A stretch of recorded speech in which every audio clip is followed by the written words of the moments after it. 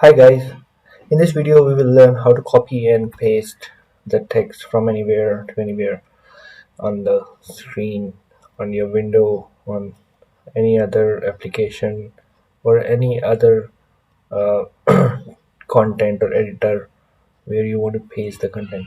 So for example, if you want to copy the content from this editor to want to paste it in any other editor, simply select the text you want to copy and then press Control plus C command. This will copy the text from your current window to the clipboard.